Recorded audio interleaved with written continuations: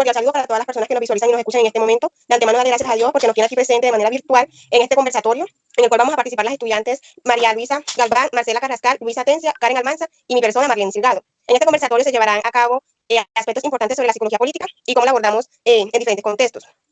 La psicología política es una disciplina que se sitúa en analizar la interacción entre la psicología y la ciencia política. Esta logra comprender cómo las personas piensan, cómo actúan y se sienten en los contextos políticos y sociales. Para darle inicio a este conversatorio, empezaremos abordando la siguiente pregunta. ¿Qué es la psicología política? ¿Cuál es su objeto de estudio y sus principales líneas de investigación? La psicología política es una rama de la psicología. Esta trata en analizar o en relacionar los procesos psicológicos y los fenómenos políticos. Su enfoque va más allá de lo institucional. Este se interesa en analizar por qué las personas participan y cómo se ven afectadas por el poder político, teniendo en cuenta los conflictos sociales que se presentan en los diferentes entornos. La psicología política tiene como estudio analizar las creencias, las emociones y las actitudes de las personas y cómo esto influye en la participación y en la toma de decisiones. Además de esto, también analiza la relación entre el individuo y el poder mediante la interacción de los procesos cognitivos y ver cómo estos procesos cognitivos pueden afectar la participación política. La psicología política se compone o trabaja de diferentes líneas de investigación. Aquí encontramos lo que es la identidad política y socialización, la memoria colectiva, los derechos humanos, la violencia política, el liderazgo, entre otros. También puedo intervenir, compañera, aportando en su objeto de estudio, ¿verdad? Que según Montero 2006 dice que su objeto de estudio es comprender cómo las personas piensan, sienten y actúan frente a lo político y cómo el contexto histórico y social influye en estas conductas, ¿verdad?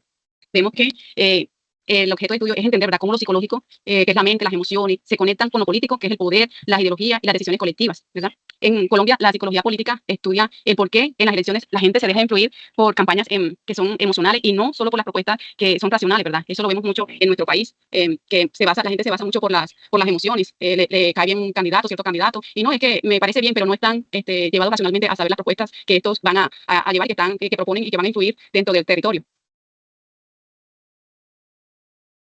Quisiera también aportar algo muy fundamental, compañera, con lo que acaba de decir sobre la psicología política. También quisiera hablar sobre ese proceso comunitario, donde la psicología política contribuye en el fortalecimiento de procesos comunitarios en varias dimensiones. Una de ellas sería la conciencia crítica, que ayuda a las comunidades a reconocer cómo el poder y la política influyen en la vida cotidiana. También sería el empoderamiento, que promueve la participación de las ciudades en la toma de decisiones. También está la gestión de conflictos, que sería que proporciona herramientas para el diálogo, la negociación y la resolución política de las diferencias. También sería la identidad social, que refuerza la cohesión y la construcción de proyectos colectivos. Compañeras, saludos, ¿cómo están? Para complementar un poco lo que estamos hablando, la psicología política se encarga como de analizar los fenómenos que sean de naturaleza política, a partir de sus aspectos psicológicos, claramente, lo que implica comprender cómo los procesos psicológicos influyen en el comportamiento. Su objeto de estudio es como que tomar y reconsiderar aportes desde las distintas disciplinas para llevarlos a lo político. Los temas de estudio y sus análisis de investigación pueden ser como la identidad social, la acción política y también la resolución de conflictos, entre otras. Bueno, apuntando hacia lo anteriormente expuesto por las compañeras, también cabe destacar que la psicología política, además de tener una interacción precisa con los fenómenos políticos, también influye en el comportamiento de los individuos y los grupos, así como en la dinámica de las instituciones.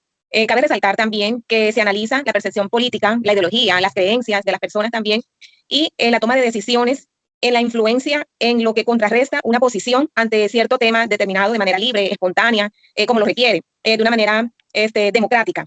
¿Sí? Esta se relaciona también con la psicología social en el impacto que comunica todos estos procesos de la identidad y el comportamiento del individuo.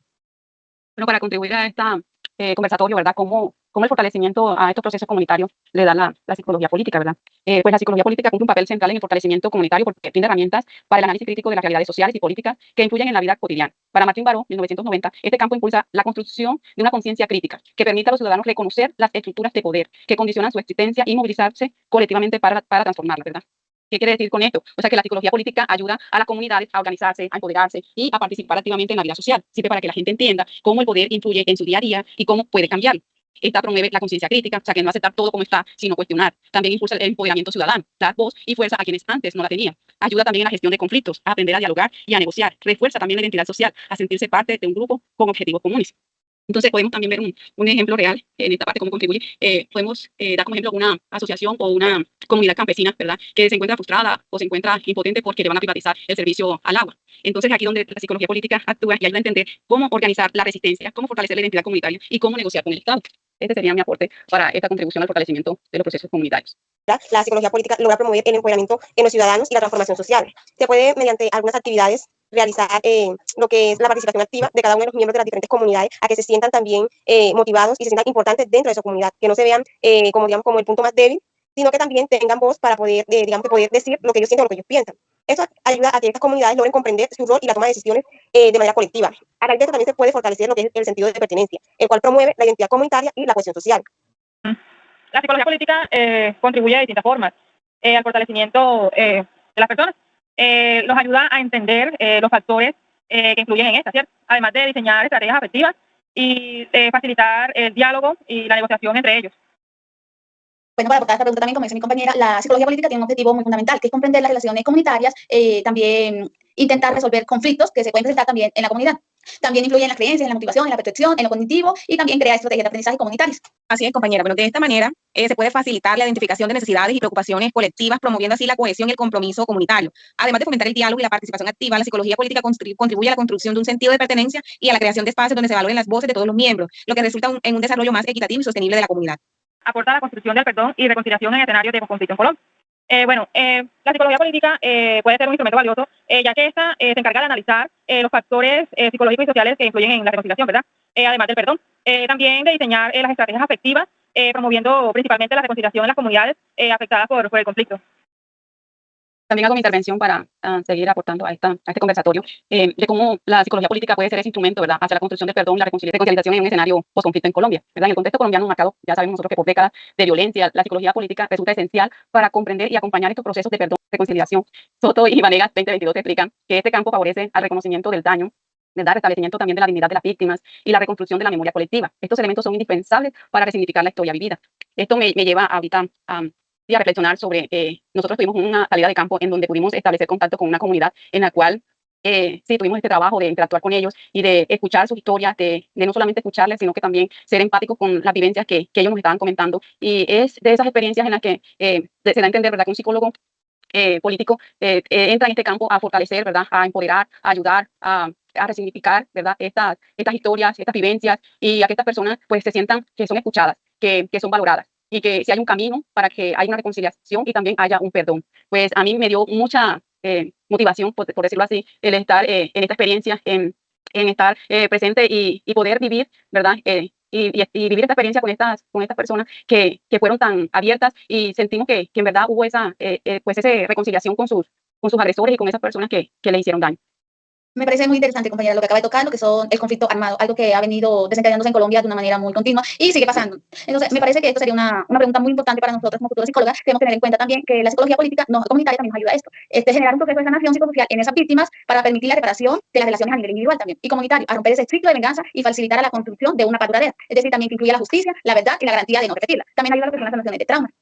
Puedo decir que la psicología política aporta de manera profunda y estratégica a los procesos de perdón y reconciliación en escenarios de posconflicto en el entorno colombiano, donde las heridas del conflicto armado no solo son físicas, sino que también pueden llegar a ser psicológicas. Y estas pueden causar un trauma en cada una de estas víctimas. Y es por eso que se hace importante que se realicen diferentes actividades lúdicas para que estas personas logren sacar ese dolor, logren exponer lo que ellos piensan y lo que sintieron en ese momento. Pero al mismo modo darles a entender que no se pueden quedar en lo que les sucedió, sino que deben salir adelante, que deben buscar nuevas alternativas de ver la vida, y mediante la psicología política esto es lo que se busca, darles a ellos una perspectiva diferente de la vida y empoderarlos para que ellos también se sientan capaces de poder superar esos escenarios traumáticos que pasaron en dicho momento. La psicología política promueve escenarios de diálogo, ¿verdad?, de justicia restaurativa, donde tanto las víctimas como los combatientes puedan interactuar en condiciones de respeto y construcción de confianza a través de la comprensión de emociones como el resentimiento, el miedo o la esperanza. Esta disciplina aporta la transformación de narrativas del conflicto hacia narrativas de paz. Bueno, cabe destacar también que mediante la implementación de estrategias que fomenten el diálogo y también la empatía y el sentir por el otro, se pueden crear espacios donde las víctimas y los perpetradores puedan confrontar sus experiencias, facilitando así un proceso de sanación y reconstrucción social. En este sentido, la psicología política no solo contribuye a la comprensión de los conflictos, sino que también ofrece herramientas de transformación como la reconciliación, el perdón, y difícilmente podemos decir que el olvido, aunque cuando una persona está herida, difícilmente pues olvida las cicatrices que tiene en su alma. Más que todo, una sanación interna de esas emociones le ayudará también al manejo poco a poco para que ésta también pueda reconstruirse de manera emocional, física, que afecta también la salud de las personas, su día a día, afecta también su parte de socialización, que de pronto las personas tengan temor a crear nuevas amistades, de que sean personas un poco reacias con la comunidad, y esto también les genera a ellos desconfianza. Entonces la idea es que puedan sentirse seguros y puedan dar un paso hacia adelante para que salgan de estas rutinas y estas tormentas que en su mente puedan pasar y así puedan tener una sanación paulatina. Bueno, entonces, no siendo más, queridos oyentes, hoy hemos compartido unas reflexiones profundas sobre el papel de la psicología política en la reconstrucción del tejido social colombiano. Queda claro que el perdón y la reconciliación no son actos individuales, sino que también se deben tratar desde lo colectivo. Entonces, espero que este espacio les haya gustado, que no sea solo un punto final, sino que también sea un punto de partida para seguir tejiendo un camino juntos sobre la psicología política. Muchas gracias. Gracias, hasta mañana. Hasta mañana.